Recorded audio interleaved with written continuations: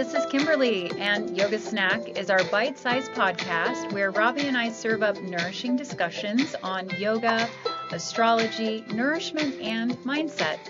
We mix wisdom with personal experiences to serve up quick, insightful conversations that nourish your practice and add flavor to your daily life. Ready for a quick bite of wisdom? Let's dig in. Welcome to Yoga Snack. What are we doing today, Robbie? Today we're going to do a little quarter of the way through check-in. So checking in with the intentions that we set at the beginning of the year. Yeah. I think it's interesting. A lot of times, especially as a yoga teacher, January, there's like this influx, right, of people that come to class, and there's no shame in this. Like, I think we all do it, and I appreciate the enthusiasm and the fuller classes for sure. But about 2 weeks in, it's like it starts to trickle down. February and then March, and then it's like definitely back to the people who are practicing more, like that have it fit into their routine. And I think that is sort of like how our word for the year, or our, I'm not a fan of resolutions, but our intentions for the year. And so if we're not bringing our awareness back to them, then I think it just starts to get further and further away from us. And then all of a sudden, we get to 9 months into the year and we're like, I didn't even take one tiny step in that direction. So this is for all of us, me included, around just kind of checking back in with our intentions, or if you picked a word for the year, and just talking about how it's going and what we could maybe lean in a little more, or if we've really fully committed. Or I think the words are interesting because sometimes they show up in a different way than what our original intention was. Yeah. So what was your word for the year? My word for the year was assert. Okay. And when I picked it, I was, kind of in this mindset of like, I'm going to assert myself more actively, more of an active type of approach to it.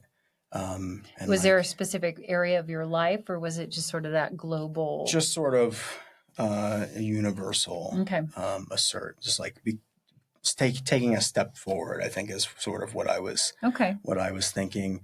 And so far, the first quarter of the year, I found I've been sort of asserting maybe I don't want to say boundaries, but maybe asserting myself and trying to rest and sort of pace myself throughout the year. Okay. So I'm asserting some of these sort of. That is a boundary, though. That's a framework, right? Yeah. Yeah. It's like we have to create these boundaries around these areas of our life. I think they become more important and more defined in a lot of ways instead of just vague. So right. Yeah. And I've been doing a lot of studying this year. So I think I've been asserting myself in maybe different ways than what I did last year. Do you want to say more? Are you ready to share? Yeah, I can share. So I think I talked in a previous podcast that I've taken a step back from teaching yoga because I'm studying to be a home inspector. My past profession was an electrician. And for the longest time, I thought that was sort of gone. But this year I'm kind of thinking that not everything happens for a reason. And I spent almost a decade as an electrician. I have these set of skills that translate into something else. And as you know, it's not easy to be a yoga teacher. Financially, you mean? Right. Yeah, and, for sure. So I was just mainly looking for something that could shore me up a little better in that, for me, in that area. So I'm sort of stepping back into that construction world, but this time as an inspector. So I'll be going in and new construction and home sales and things like that, and eventually commercial properties and things like that. So, and I think who better to go in and really, look at things really clearly and need integrity in all areas, of a structure, not just the structure of a yoga pose, right? Like, but to look at the building as this like structure, and that you do have to assert, standards, right? And that's important, and I love that. I think it speaks to the fact that this practice isn't about teaching yoga. It's not about doing poses. I think we need practices that ground us. I'm a physical person, and so I need my physical practice, daily. But yoga is broader than that. And it's really about how we step into the world. And, you can be a home inspector, or you can be a doctor, or you can be a mom, or a computer worker, or, X, Y, or Z. But it's this framework that yoga's invited us into that sort of allows us to move into the world and really feel like ourselves, and to feel like we have integrity, that we have strength, we have compassion, and we get to practice that. So yeah, I think assert, that's interesting. Yeah. And I will say that like, I credit yoga for, allowing like the practice of yoga and continually coming back to it as like this sort of like filtering system. So like, this is a route or an avenue I didn't even have in my sights a while back. But like, I feel like as we do yoga and as we get clearer in our mind and our body, things appear when they're supposed to appear. Yeah, and we have the clarity to see it, right? This has been in front of you this whole time. Right. And without sort of whittling away at all of these other things, the water was still mucky and you couldn't quite see it. And now to be able to see it more clearly, you're like, oh, that actually fits and that makes sense. And newsflash, we have to make a living. Right. Yeah. And I was, I was thinking that baking was going to be something that I was going to be able to do. And I'll talk about this too. I did an elimination diet at the beginning of the year and found out that I've got issues with wheat. So there goes the baking. I guess there's gluten-free baking and things like that. But I've sort of taken a different direction. In that. So yeah, I think we should be questioning things, in different phases of our life. The things that make sense in one area of our life at one time, at one phase, with the skills that we have in that moment, it shouldn't be the same formula that we're going to carry through for the rest of our life. And that's why I'm going to always kind of bring it back, because I am an asana teacher, but like my physical practice looks different than it did 10 years ago. And my practice now looks different than it probably will 10 years from now, But our ability to sort of keep what's really important and to let things continuously evolve, then it helps us from getting stuck. And even our belief systems and the ideas of what we think are right and wrong, even that we should question things and look carefully and not make assumptions constantly and think that what we believed or thought to be true 10 years ago is exactly the same as it is now. That there's always this ever evolving sort of mystery of life, and we should be surprised. I think, if we're never surprised, I don't think we're getting enough out of life, and it's surprised both ways, right? Like we get surprised in lots of ways, but hopefully we get kind of like a hit of ourselves in a way that it delights us too in the surprise, because we get a lot of those other surprises. Those are built in too. Yeah, I love that. Thank you for sharing. Absolutely. Yeah. I think it's just, I think just being open, like you said, just like allowing it to show up, whatever your intention or your word, like, because you have obviously preferences of how you'd like things to show up, but it doesn't always happen that way. So I think allowing it to sort of unfold how it's supposed to or how it's going to. Yeah. And if we're just going to be all globulous about it and have no structure or framework, I don't think anything can form. Right.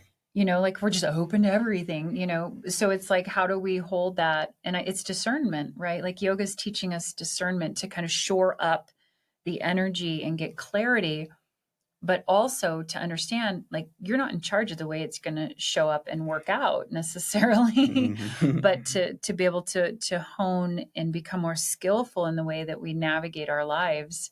That's the beauty and the invitation, I think, of the yoga practice and the whole system of yoga. So it's not about putting your foot behind your head. Like, you can still be an asshole and do that. Yes. And and you can hurt yourself and do it, right? Or you could just been born and like that, and you could do it, and you didn't learn anything about yourself along the way.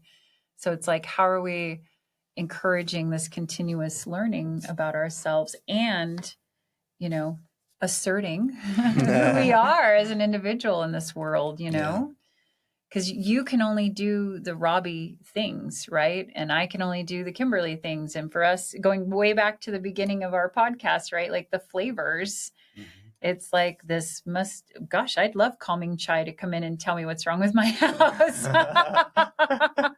You probably don't want spicy ginger. She's like all over the place.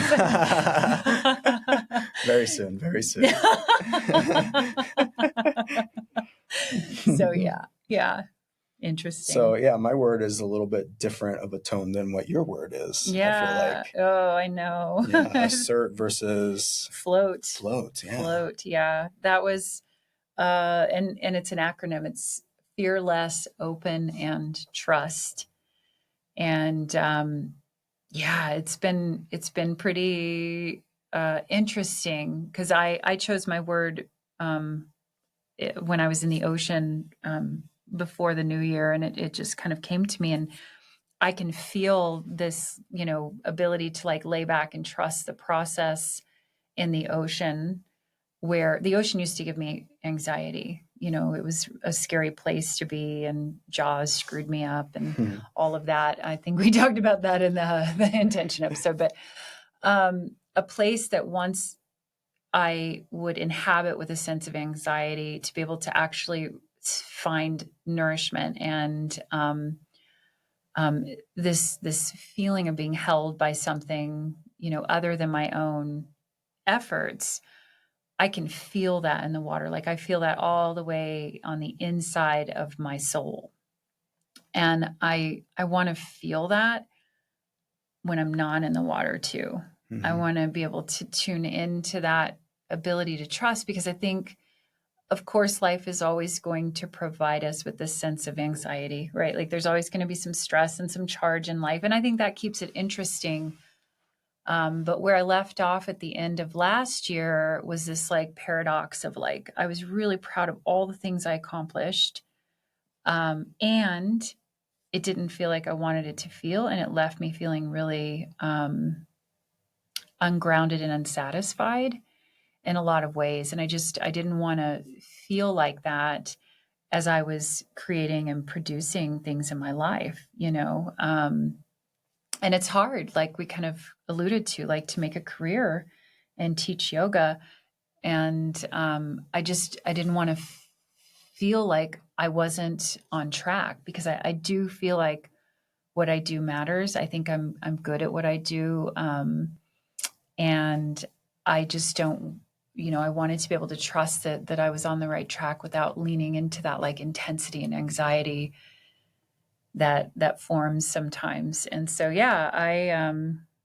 I've kind of like pulled back in some different areas of my life, like especially social media. Like, I'm not putting up reels as much, and I'm, kind of navigating my YouTube stuff a little differently. But I really pulled back, and I'm like, okay, what are the things that that deserve my focus? Because since I have this really amazing neurodivergent ADHD brain, there's sort of this unfulfilling aspect of having so many creative ideas that you can't ever truly implement them all. And it's like this like internal irritation. And I'm like, if I could just float, if I could just soften and feel like I'm on purpose, and the important things will come to surface and come to life, and I need to give them a little bit more time, then that sort of sets me up to not feel so unsatisfied, And I think on the outside, there's so many people that think like, as a yoga teacher, and maybe since I've done this for a long time, that like I've got it all together, I've got it all figured out, things are easy, I'm just coasting by. And there still is internal angst. Like that's just a part of being human. I just navigate it, I'm more aware of it, and I want to soften the places that are holding me back in my life. And it's not because my inability to do stuff. That's not what's holding me back anymore. It's my ability to like trust and soften and allow. And that wasn't true 10 years ago. I needed to do. And so again, it kind of goes back to this discernment. And so, yeah, I've had some stuff show up recently that kind of just landed in my lap. And I added a second word to my intention afloat partway through the year, and not like an official necessary word, but it was a question I added. Do you feel lucky? Am I lucky? Do I feel lucky? And long story short, I heard it on a podcast, and she said, the woman being interviewed said that the people who felt like they were lucky, they did a test. They were doing research around this, and they performed better on a test. They were able to find more clues in this sort of like word puzzle and things like that. And they just felt lucky, and that they did better. And they equate that to also doing better in life. And I have a tendency to like explain away my luck as like, no, I prepared for this and I've done this thing. And I'm like, yeah, I do feel lucky, actually. And so I added a second word into that, more because I see myself explaining away the things that do go well, right? So when I'm in that place of trusting and floating in life, and there's a sense of ease, instead of like explaining like why I deserve to be easeful right now. I'm like, I am lucky. I do feel very lucky. There's so many things in my life, that I can't always explain why it is that way, but to see life as an opportunity to be lucky and to welcome that in, has also kind of interwoven its way into my word. And I won't go into like a long detail of this, but I had something a couple weeks ago on that big full moon show up and it was complete luck, and it was TikTok, and I'm never on TikTok, and it's actually formed into a really, really exciting project that I'm working on right now. And I'm like, how did this happen? I'm just lucky, you guys. And so for the last couple of weeks, I've been working on a project that I'm just really, really deeply excited about. And it feels like inside of my soul, like really nourishing. Whereas all the other smaller projects I was working on have probably been preparing me for this, right? Just like your electrician sort of, even though you stepped away from it, it's actually prepared you for this, Oop, Yeah. I hit the mic. Hopefully that wasn't made a funny noise, but yeah. So I think all those things sort of, if we let them start to kind of reconfigure and point us in that next right step, but we have to be open to that and not overly fixed onto a certain way that life is going to show up. Like if you thought, what did you, well, you kind of explained like what assert you thought was, and I just thought float this year was going to be for me to not have as many projects, not about getting really super passionate about a project. So it's sort of funny when we free up some of that energy and we get out of our own freaking way. Yeah. Isn't that most of the issue, right? We get out of our own freaking way. Mm-hmm. Then it gets us into this place of opportunity, right? That was always maybe there, but we didn't know how to seize it, or we couldn't see it. Yeah. So I think that's amazing what you were talking about, because with the lucky, because I think it goes back to that, like, how would we talk to ourselves? Like, if we're always reaffirming that I don't have much luck, or I'm not a very lucky person, that's kind of like the realm that you're creating for yourself. Right. Or what is the phrase? If I had no luck, I wouldn't have any luck at all. Or, right, like that. Yeah. It's sort all of these this little like things that we say that we may not even think about is sort of shifting the way our story is being told. So I think just like shifting that self-talk is amazing. And because if we do look at all of our lives, like, there's probably something or a few things that we can really look at and be like, wow, I'm really lucky to have that. Or, I'm feeling really like gratitude because that's in my life. Yeah. I think that's a big part of it. Yeah. So it's been kind of trippy. And again, hasn't shown up, at least in the way that you anticipate. But I think that's what you do when you set intentions. There's sort of this global, deeper longing that you're drawing from, that we're not looking for specificity, but we're looking for this deep well of wisdom inside of ourselves to sort of come out and to express itself through us. And that's what intentions do. It's not like, I'm going to win the lottery. I'm so lucky now. And I'm, but there is this feeling of like, when you see it, you know it now, and you can kind of like see that you're in relationship with this stuff that you didn't realize before. Because I was like, I see you, luck. Okay, we can flirt a little bit. We can have a little moment here. I am lucky, like, wow, how on earth did these circumstances arrange themselves in this way that it landed in my lap in that moment and made me take action and started to form this project that is something that's really deeply tapping into what it is that I do well. So I just, I'll say more about it maybe later, but I'll just leave it at that. Yeah. But it's still new in the process. And so for me, I think it was having a word that I could kind of pause. You're probably not watching this right now, but like if I close my eyes and I just like can settle back for a second, I can feel the ocean inside of me. Like I can feel that ability to kind of float. And for a moment, it pulls me out of some of that intensity and some of that old patterning that may have served me in the past, but isn't going to serve me where I'm going now. Mm-hmm. And that's what I want. I want to evolve. I don't want to always feel like I'm striving and I'm struggling. I want to learn to float, and, not that things are easy. I mean, the ocean can drown you and swallow you up if you don't know how to swim, like you have to have some kind of skill to be in the game. Yeah. When I was younger, my family and I went on a vacation to Florida, and I was swimming in the ocean, and a wave came and took me under and slammed me against the ocean floor. Ooh. And I broke my collarbone. Oh my. As a result.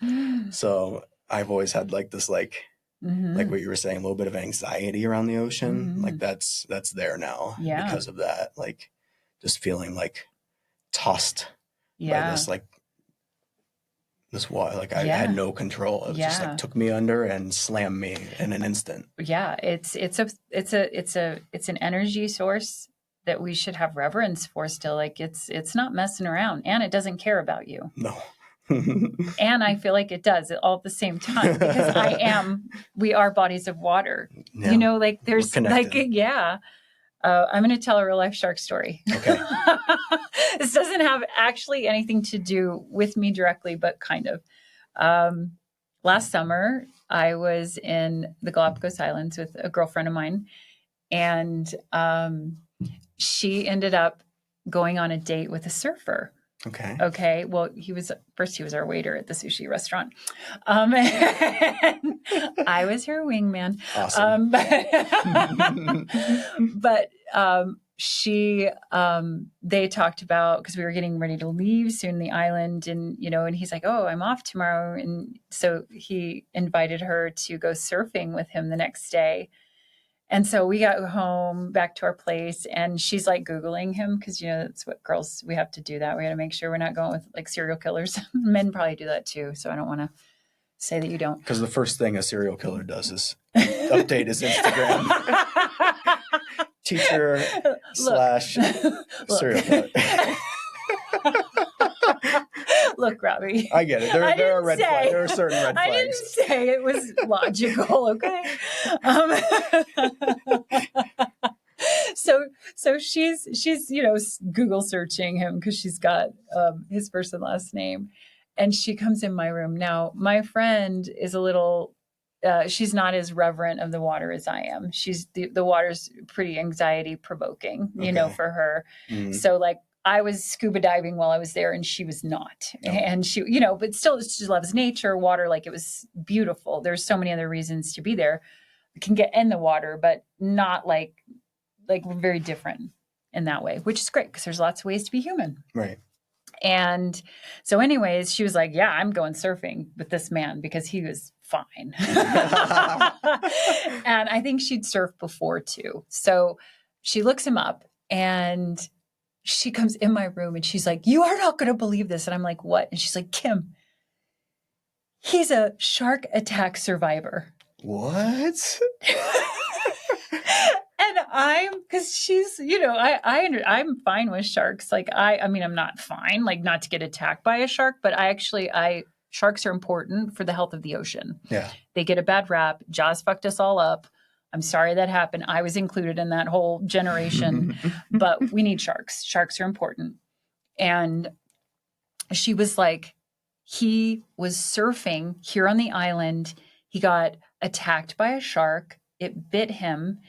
And it was this whole article about his experience that she found on, right? And so the next day they're going to go.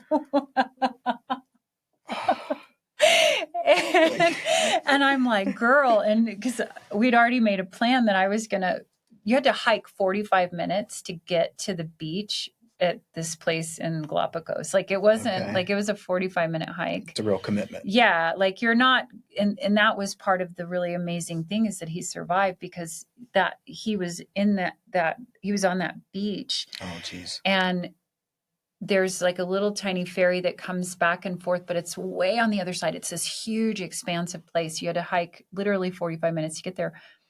And once he was attacked, his friend pulled him out. There happened to be 2 surgeons from America. I know, lucky, right? Oh my goodness. That were there. And he ends up recounting the story to her in person, but we're like reading this article, about this experience, and she's gonna go the next day oh, man. She's still gonna go though.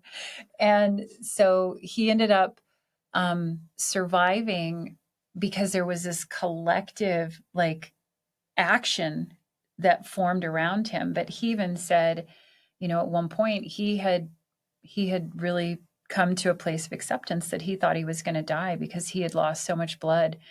And it bit his lower leg. And the way that he released it was he slid his hand in the gill and, moved it. And that's how the shark unlatched. Because sharks don't like the taste of human. Like we're not on the menu. Right, yeah. It's mistaken identity. And him and his friend were surfing. And he even said to my friend Brittany, he said, my friend said, I think I got bumped by a shark.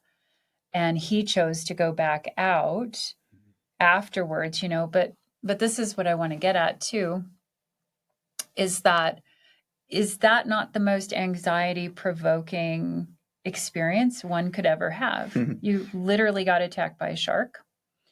He had the utmost reverence for sharks still. He understood that it was mistaken identity. He took her to the exact same spot and beach that he surfs at regularly where the attack happened. And, I think that's the thing. It's like our ability to really understand the big picture of life too. he's lucky to be alive. And for him to cut short the rest of his life and not do things that he actually loved and enjoyed out of fear, that's a really limiting way to be in the world. Now, it doesn't mean to be irresponsible. I bet you your ass if he gets tapped by a shark again with the nose tip, because they'd normally tap you first before they go in, because they're just trying to figure out what's going on. I bet you your ass he's not going to go back in that water. Like he's probably wiser because of it, but he didn't lose himself in the process. And he also still does. He's not afraid of sharks. He understands, why it happened. So, I think that our ability to continuously transform around our fears, what frightens us and what holds us back is really interesting. And that our intentions are kind of this deep longing that if we get really quiet with ourselves and listen, we start to hear things that we want to bring forth in this life, or that want to come through us. Maybe that's a better way of saying it, because I think it has less to do with our ego and our willpower and more to do with like what's deeply wanting to express itself through us, as only we can, like I don't need to be a home inspector. Right. Exactly. But that ability to be of service in the world in the way that you can bring that in and through might really be what's necessary in this time and space, So I think I'd love to hear if you guys have set an intention for the year, how that's going, what's new. Have you been delighted, surprised, uprooted? Sometimes we have those uprooted moments of our intention showing up in ways that we never expected, which I think it should. I think there should be some element of surprise around it, because if we think we're going to pick a word and it just ends up the way that we thought it was going to end up, maybe we didn't really take the time to dig deep and let that word come through us from that a deeper intuitive place. How boring would that be if you could just predict everything that's going to happen throughout the year? Right. Like, I think it's more about the journey, right? And at least, I think you can try your best to sort of aim your focus, but it's ultimately all those little twists and turns along the way that like gives the real like juice to life. Like it's what makes it totally flavorful. And my mom fell and broke her elbow recently, and I flew out really suddenly to go be with her. She's had a tough year. And in that process of being there, I actually met and formed a new client who lives in New York, and who I have, like, without that event, I wouldn't have also had a new client that I came into. And literally, it's like how funny things, if we let life unfold, there's these opportunities, even in circumstances where things might seem unfortunate at the beginning of it, if we let it, it'll continue to form us. And we can let that happen. Life's supposed to change us, you guys. Yeah. And you get all this extra time with your mom, right? Right. Yeah. I'm lucky, right? I get this chance to go and spend more time with my mom. And I have this a new client that I'm really excited to work with as a case study. And, and it's like, I am lucky. I am lucky. And I can fear less and open and trust that like life has some interesting twists and turns and some turbulence like the ocean for sure. But to lay back and trust that there's a rhythm. I'm not doing it wrong. You're not doing it wrong, right. Robbie. Your friends at home, you're not doing it wrong. This life thing is just, it's intense and it's beautiful and it's tragic and it's joyful and it's all the things all at once. And it should be changing us along the way. Yeah. So, all right. Well, I want to know what you guys, how your word's working for you this year, if you had one. And, commenting below, sharing, liking, all of that stuff is free and it matters and And if I could ask you for one favor, I would ask you to do those things for us. The second favor would be to comment below and tell us what your word was and how it's going. And the third thing would be, what else do you want to hear from us? We got all through the yamas and niyamas. We've done chakras, we've done elements, we've talked about astrology. And so, yeah, what else do you guys want to know? And we'll continue to make content for you and put this out into the world. Because who knows? Who knows what good it's doing? I hope it reaches you when you need to hear this. And thank you guys so much. And we'll see you next time.